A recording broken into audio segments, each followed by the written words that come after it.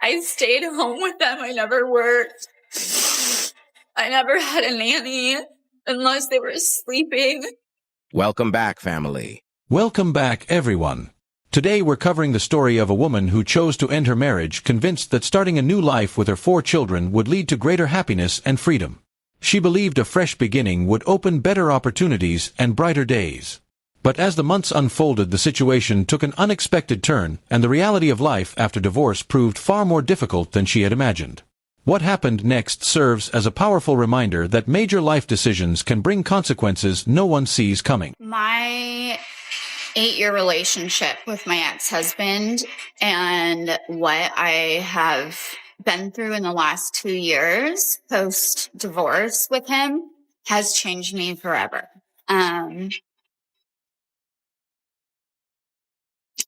I can barely sleep. I mean, it's 4:30 in the morning. I woke up at 4.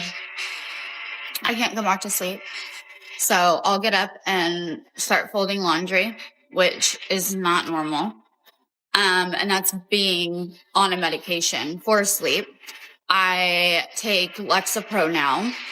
I have a heart medication for my panic attacks. I have never had any of these issues before what started happening to me. This has been, unfortunately, probably life-changing. I shake all the time. I cry a lot. I mostly cry for my kids.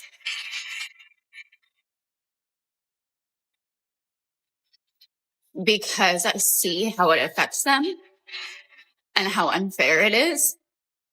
And I don't know what to do.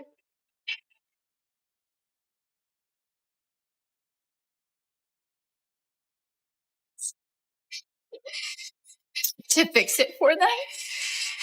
And I don't want them to grow up like this.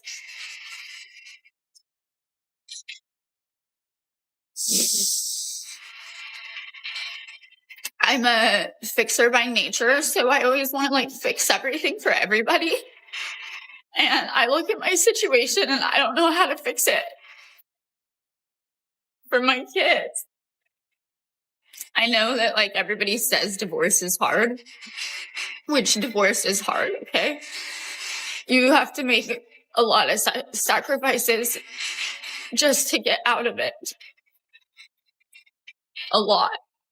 But what I feel like isn't talked about enough is post-divorce abuse. It's way harder than divorce. Because now that person that doesn't have control over you uses your kids as pawns and weapons to still control you and to hurt you.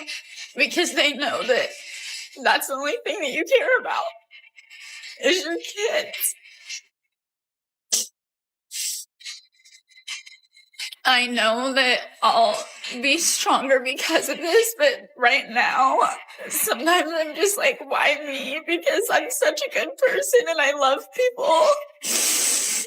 And I love my kids, so I don't understand, why or how somebody can be so mean. Just so mean.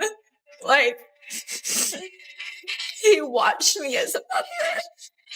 I delivered 2 of my own babies. I stayed home with them. I never worked. I never had a nanny unless they were sleeping. I nursed all of them for as long as I could. I raised my first son by myself.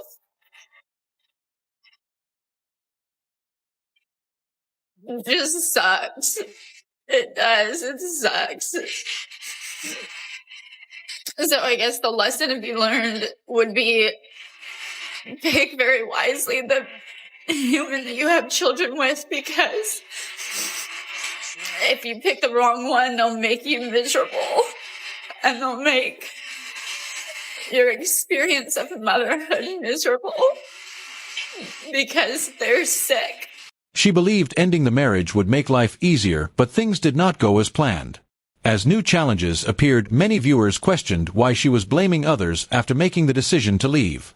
They also wondered why a father should be criticized for wanting to spend time with his children.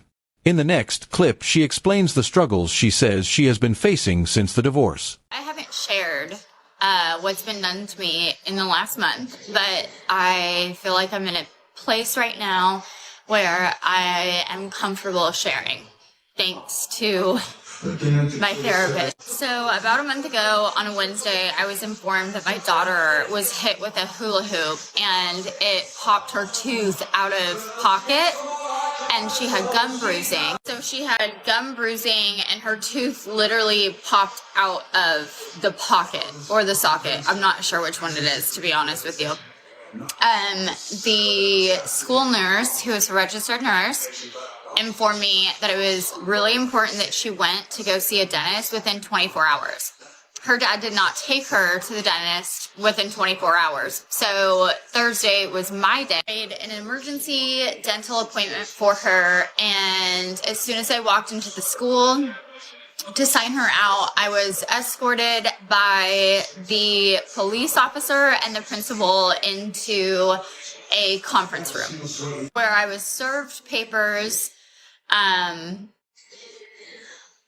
basically saying that I wasn't allowed to be around my children at all.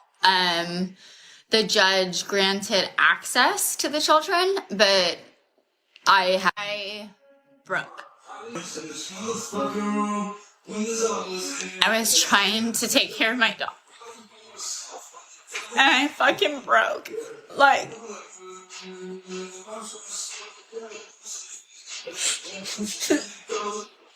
as a mom, hold on.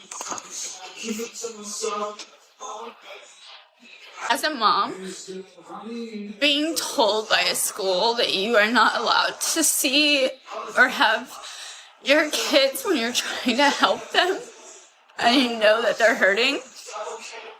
She injured her mouth at 9 a.m. on Wednesday, and he didn't go to pick her up. So Thursday, I got an appointment for 11. Anyways, I broke down. I crumbled. Like, I completely crumbled. It was my son's birthday.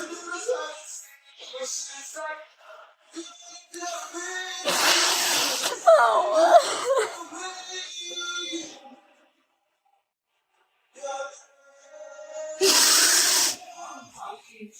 It was my son's birthday, so I missed his birthday because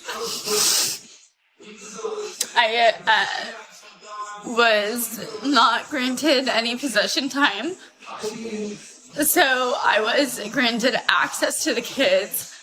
I went to the school and they gave me 15 minutes with the kids.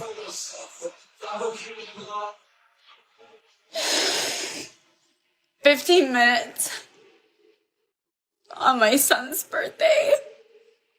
When I talked to him later, he said it was his worst birthday ever because he didn't get to have time with me. I had to... Sorry, hold on.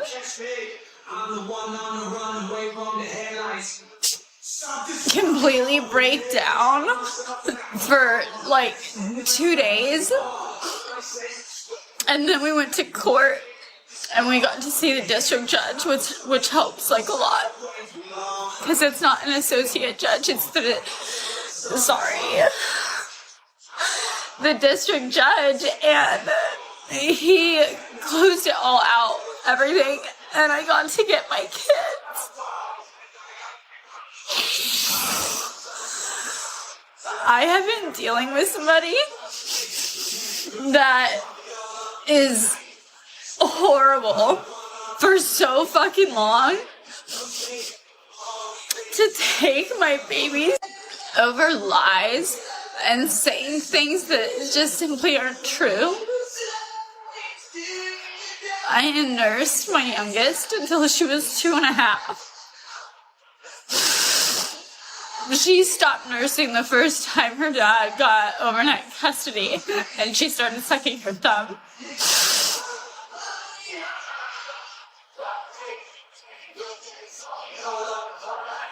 No mother deserves this.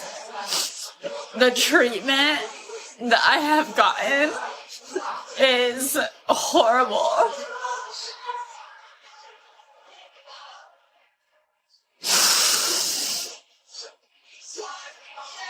All I can think is, like, out of all of this, I do hope to have a voice for other women and moms that are going through something similar. Because it is torture. It's torture.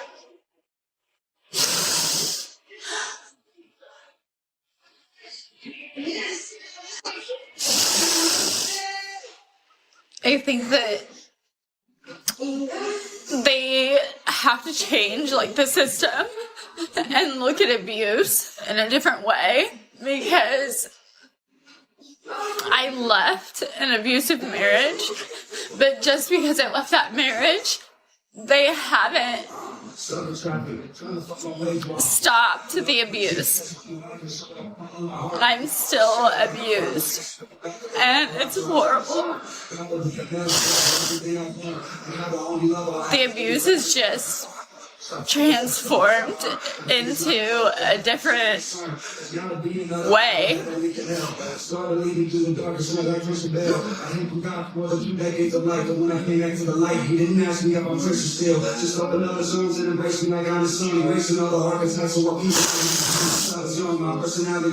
Imagine going to pick up your daughter to have her tooth fixed for an emergency appointment and being pulled into a room with a police officer and the principal saying that you can't have your kids.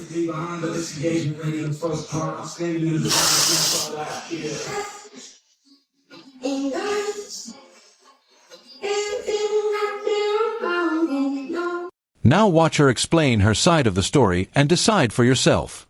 While she believes she has been treated unfairly, many viewers feel her own decisions contributed to the outcome.